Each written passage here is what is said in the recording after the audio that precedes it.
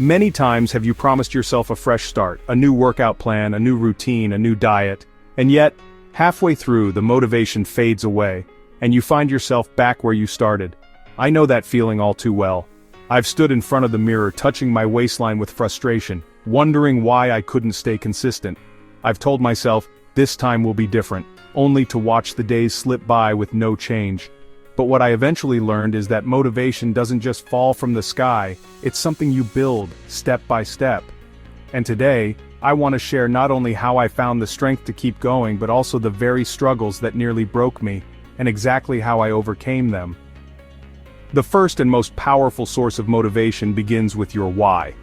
For me, it wasn't about looking like someone on the cover of a fitness magazine, it was something deeper.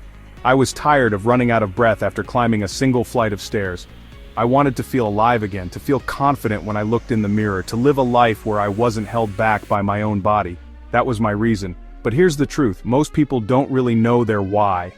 They think it's about losing 10 pounds or fitting into an old pair of jeans. But surface-level reasons won't carry you through on the hard days. You need something stronger.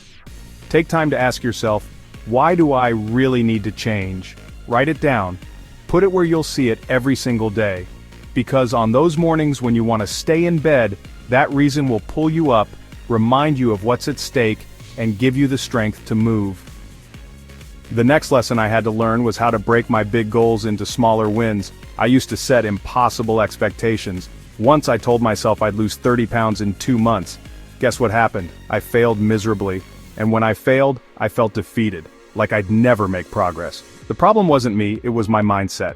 Unrealistic expectations will always lead to disappointment. What changed everything for me was shifting focus. Instead of thinking about 30 pounds, I told myself, this week I'll walk 15 minutes every day. That's it. Simple, achievable, and realistic. And when I hit that small goal, I felt unstoppable. Those little wins create momentum. And momentum is powerful. It can carry you further than sheer willpower ever could. But here's the catch. Willpower alone will never be enough. Willpower is like the battery on your phone. It drains fast. You can't rely on it forever. Some mornings I woke up with zero energy. I didn't want to go to the gym. I didn't want to put on my running shoes. I didn't want to fight the battle. That's when I learned the secret. Turn your workouts into habits. Habits don't ask for permission. Habits don't wait until you feel like it. Habits just happen. I started by preparing my workout clothes the night before. I committed to exercising at the same time each day.